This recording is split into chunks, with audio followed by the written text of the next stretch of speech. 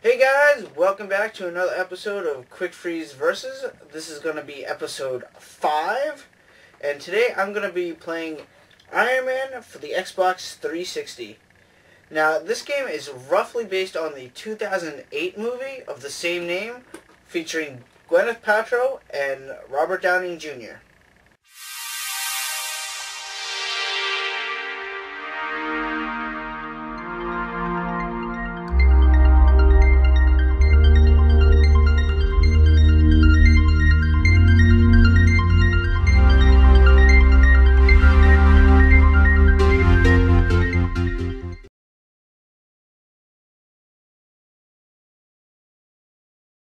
Now, Ironman first appeared in the comic Tales of Suspense, issue 39, in March of 1963. It was created by the writer Stan Lee and the artist Jack Kirby.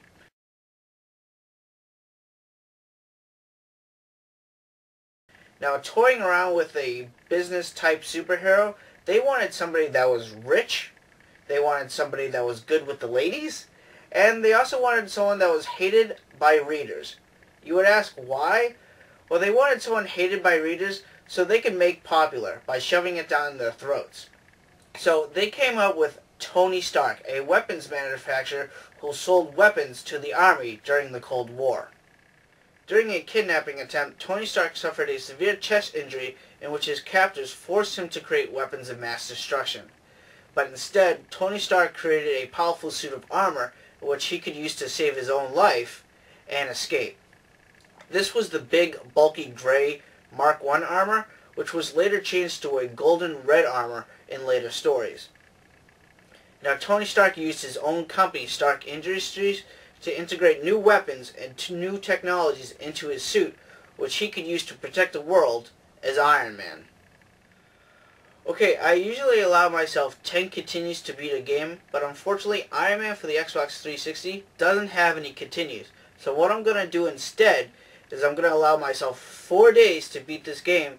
So let's start the clock and let's see if I can beat Iron Man for the Xbox 360. What is the measure of a man? Is it the fruit of his labors? Or the secrets of his heart?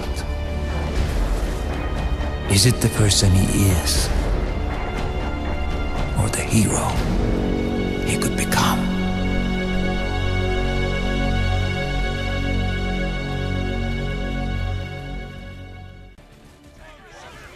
Mission 1 has you escaping from the enemy base camp with the Mark I or prototype armor that Tony Stark created in the movie. Now, this armor is very limited in weaponry. You only have a short-range flamethrower move, but later on through the level, you get the ability to shoot out rockets or missiles at small enemies. And this really helps because there's a lot of enemies later on. Now, in every stage there's extra objectives or hero objectives that you can complete to earn extra cash when upgrading your suit.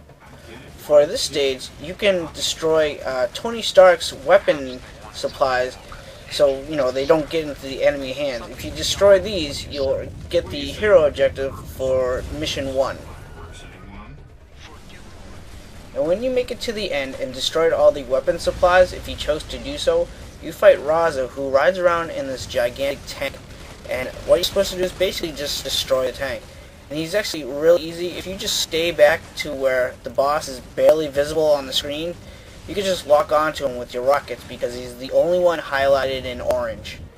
So with a couple rockets, he should go down pretty easily. Gotcha. Flight thrusters online. Mission 2, you're in the Mark II prototype armor, and this is more like a training stage on how to control and fly with Iron Man. And this is when the game really starts to get a little frustrating with the controls, because the slightest move with the joystick will send Iron Man flying to any direction you could possibly think of. And you have 3 buttons for flight. You have one for hover, one for actual flight, and the third is kind of like a turbocharged version of that flight. So combined with all that and maneuvering around buildings and enemies and shooting enemies while doing so, is just really hard to throw at the player. And once you're done with all the training sessions, Pepper informs you that Stark Industries is being attacked by an enemy dropship with drones. Now the hero objective of this mission is to destroy all the drones before they can hurt any people. So just like the first mission, if you just focus on the helicopter, shooting your missiles and repulsors at it, it'll easily go down. The hardest part though is to destroy the drones before they can hurt any people. Now before I go any further, I just like to say that the cutscenes in this game are actually really good. The characters look like they just came out of the movie. The voices are the same voices of the actors of that movie. My only gripe though is that the lip syncing is really bad, and the voices just do not go with the mouse. We're gonna destroy our inventory. I'm sorry, what did you just say? Now you also get money in this game for doing various things during the mission, such as simply beating the mission or doing the hero objectives. But with this money, you can use it to spend on upgrades to upgrade your suit on either the repulsors or your thrusters, or simply just better armor protection. For Mission 3, your goal is to destroy all the weapons sold by Stark Industries. And you also get new battle mechanics with this new stage, such as gripping tanks and using them to your own advantage to destroy other enemies in the area. After you destroy all the enemies and weapons sold by Stark Industries, the US military is flown in to handle the situation. And this is where the hero objective comes into play. You're supposed to grab the US aircraft and eject the pilot safely and glide the plane down to the ground. You can do this to complete the hero objective, or you can simply shoot the planes down to end the mission. Mission 4 puts you up against a private army known as the Magia, who's stolen plans from Stark Industries. Your hero objective of this mission is to protect the civilians by destroying 4 factories before any civilians are harmed. You also get a new weapon in this stage known as the Ironman, which is a powerful blast emanating from Iron Man's chest. The only downfall though with this weapon, it uses a lot of Iron Man's power, so the more you use it, the less likely you can use the repulsors or the thrusters. In my opinion, it's actually kind of worthless because you gotta let the thing charge up. You might as well just forget about the thing and concentrate on using your rockets and laser beams on all these planes, enemies, henchmen, and also this stage boss, which happens to be Whiplash. Just keep shooting at him and he'll easily go down. Once you defeat him, you defeated the mission. Now Mission 5 puts you against the Magia headquarters itself. Now the hero objective of this mission is actually to destroy 3 Prometheus missiles targeting US cities. And this is when the game really started to get difficult because I could not destroy the 3 missiles before they took off, because I kept getting bombarded by all these planes, tanks, helicopters, and all these missiles being fired at me. And that's the other thing, is you do not have to complete the hero objective to complete the mission. The hero objective only grants you extra money if completed.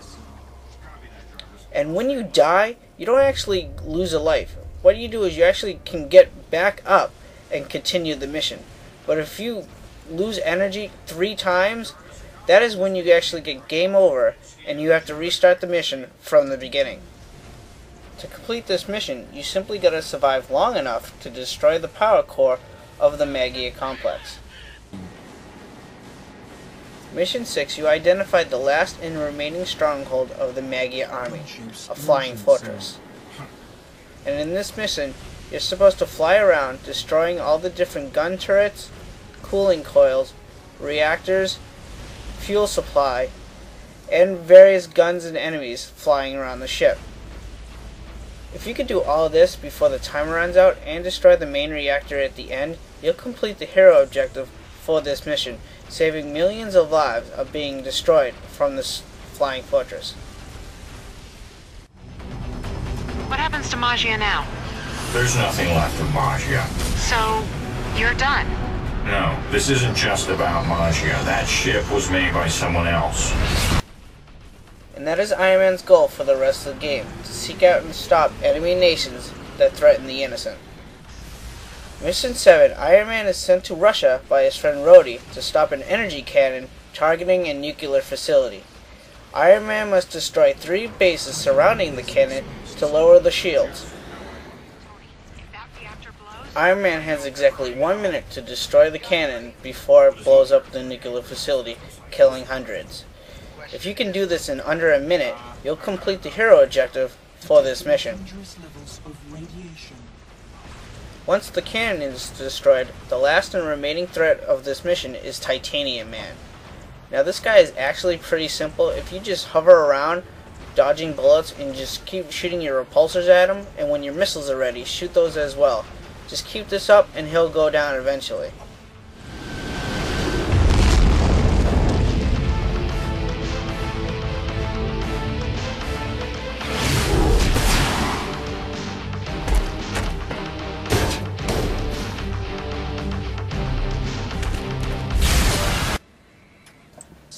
Mission 8 has you protecting a prototype military naval destroyer from enemy nations.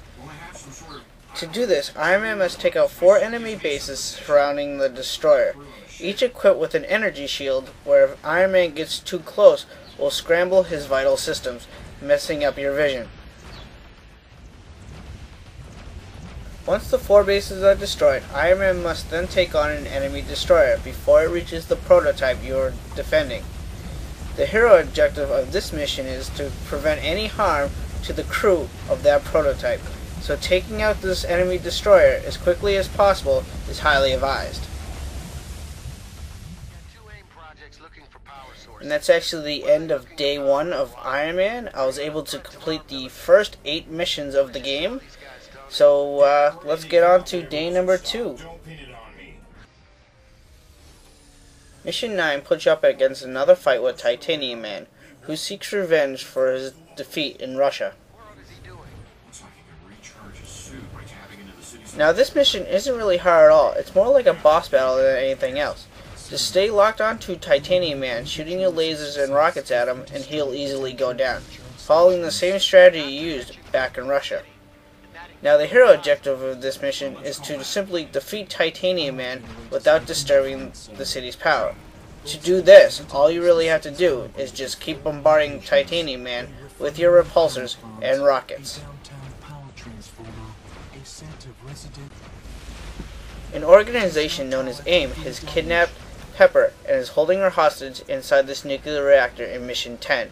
Your goal is to survive long enough and protect the nuclear reactor as it's constantly being bombarded by all these planes, jets, and missiles. Now there's several buildings surrounding the nuclear reactor. The hero objective of this mission is to protect those buildings while protecting the nuclear reactor itself. If you notice, there's giant rings above each building surrounding the reactor. If you fly through those rings, you will actually raise a force field protecting everything in sight. But since the flying controls are actually really bad in this game, I had a hard time flying through those rings. So what I did, I just basically stayed above the nuclear reactor and blasted everything in sight. I don't really recommend this strategy, but it does work, ending day 2 of Iron Man.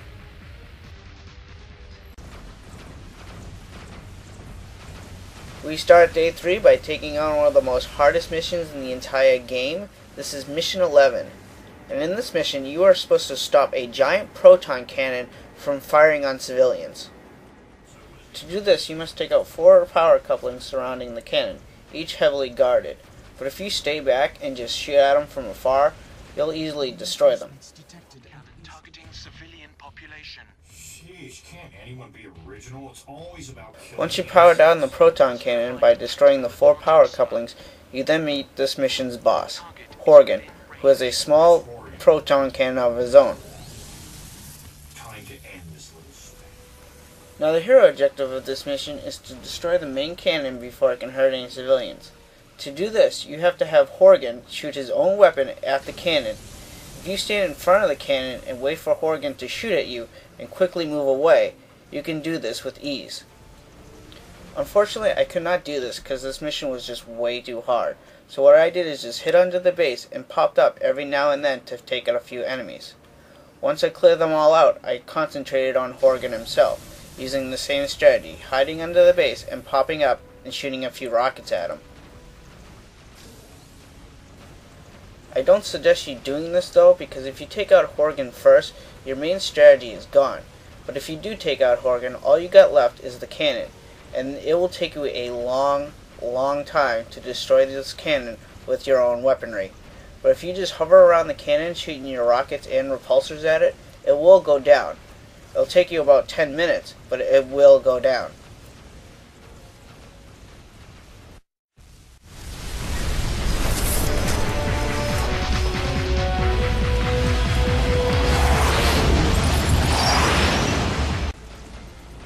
Mission 12 has you going against the AIM army, who plans to use a giant satellite to gain power from space. Your goal in this mission is to destroy 4 tether defenses holding down the satellite. Destroyed. 2 remaining. Once all 4 tether defenses are destroyed, a giant force field surrounds the satellite. Iron Man must then take out 4 antennas powering the force field in order to get close. With the force field down, Iron Man has exactly 4 minutes to destroy several power couplings surrounding the satellite. If you're able to destroy these power couplings, you'll then overload the satellite itself. The final task of this mission is to fly up to the very top of the satellite and destroy 4 connectors that connect the satellite and the tether. Do this, you'll complete the hero objective of this mission and the mission itself. I'm not giving anything up. I did what I had to do to save your father's company. No. You crossed the line, Obi. Dad never would have gone along with any of this. Your father understood business. This is beyond you. Business? This is insanity. Insanity is thinking you could build these weapons and then look away when people use them. This is the real world, Tony. It's time you started living in it. You know what? This is a waste of time. I'm not letting you do this. You seem to think you hold the cards here, Tony. Miss Potts would probably disagree. What? Did you think I wouldn't find out what she was doing? If you hurt her... Don't force my hand, then. Doesn't have to be this way, Obadiah. But I am coming for Pepper. You always do what you want, Tony. I'll do what I must.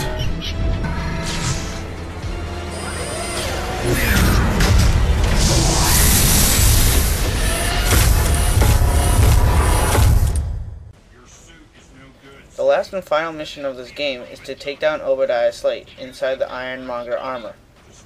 This guy is actually pretty simple. All you really have to do is stay locked onto him and fire your lasers and repulsors at him. As the fight goes on, Obadiah starts using his own version of the Unibeam. If you get hit by this beam, it'll take away tons of your health. So what I found the best strategy is to do is just to lock onto him, keep shooting your rockets and lasers at him, and when you hear him using his Unibeam, duck behind a building. It seems cowardly, but it works. So just keep ducking behind buildings and popping up every now and then and keep shooting him. Once you deplete Obadiah's power 4 or 5 times, Jarvis informs you that his power core is going unstable, and informs you must get close to him and remove it before it self-destructs. Now this is actually really hard because you can die very easily. When he's not paying attention to you, ram into him with your thrusters. When you get close, press the B button to go into the animation. Stain's power core is now completely exposed, sir. You must engage again at close proximity. Oh, man. I can't see him. Where is he? But Iron Man has one final task. He must fly atop of Stark Industries and take out 4 regulators to prevent the arc reactor from exploding. When you do this, you complete the hero objective of this mission.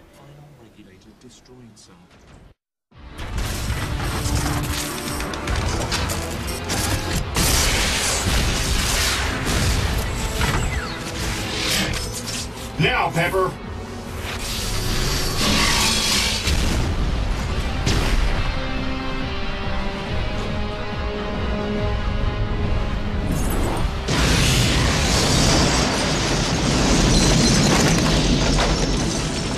He's gone, Tony.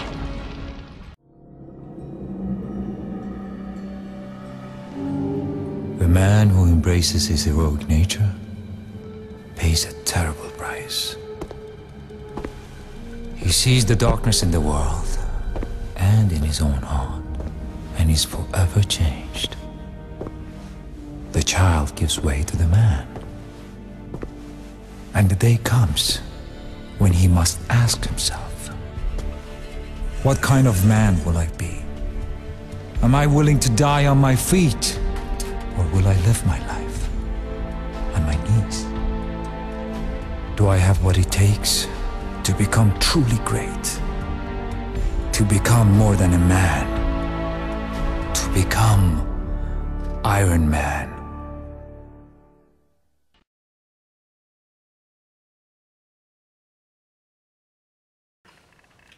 Okay, there you have it. I just beat Iron Man for the Xbox 360.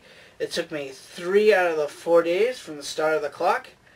Now, what do I have to say about this game, honestly?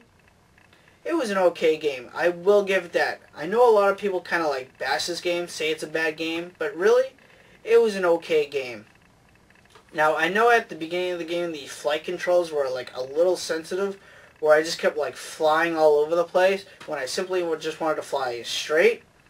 But as I played more of the game, I learned the different quirks, I learned the different attributes of the game, and I was able to fly and fight more easily. Now, the upgrading system of this game, I didn't really find all that necessary, because as I said, as you play through the game, you learn it, you become stronger, you become better, you learn the different quirks of the game, so I didn't really find upgrading all that important. What I did find fantastic about this game was the customization of Iron Man, where you could have different repulsors, different thrusters, different armor protection, different mobility. You could have all that. So you were able to customize Iron Man with like either fast repulsors or like stronger repulsors, or you could have the ability to dodge missiles more easily, or better armor protection where you can take more damage. So I actually really like that, where you can customize Iron Man to your liking.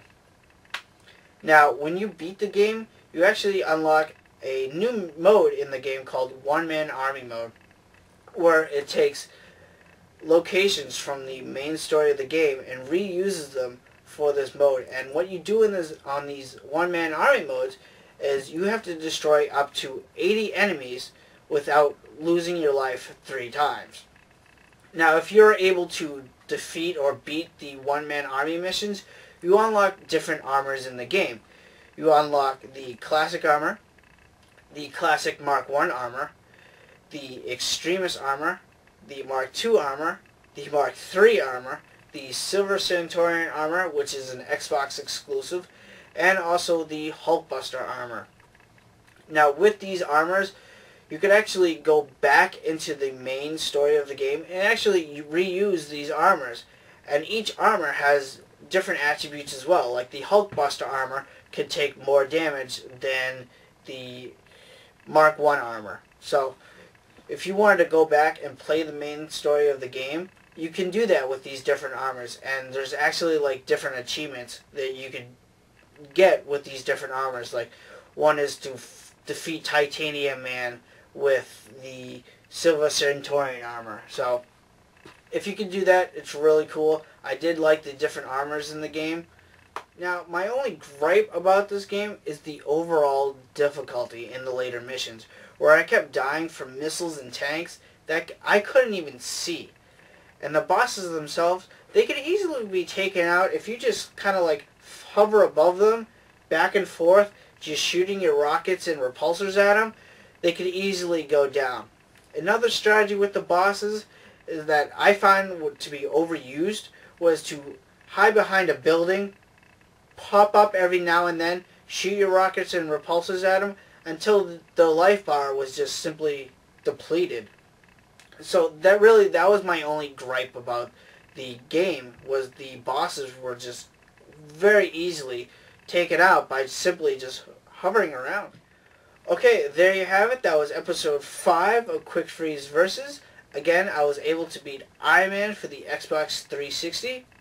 Now, if you guys have like a request and you guys want to see a certain superhero game, please comment below. I do take requests, At the end of this video, I'm going to list all these superhero games I own. So if you guys want to see a game from that list, please comment below. I do take requests. So with that, I'm just going to say thank you for watching. If you guys enjoyed what you saw, please subscribe. I really appreciate it. And that's about it. So I'm Quickfreeze from Quickfreeze's Game Room, and I'm here to bring gamers together, one game at a time.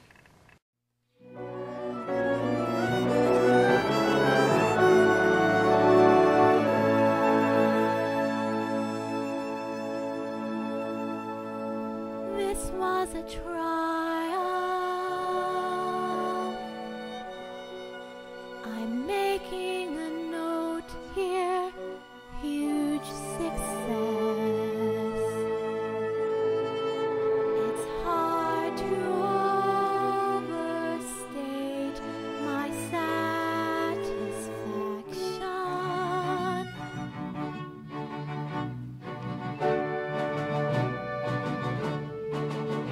Aperture science. We do what we must because we can. For the good of all of us, except the ones who are dead. But there's no sense crying over every mistake. You just keep on trying till you run out of cake. And the science gets done, and you make a neat gun for the people who are still alive.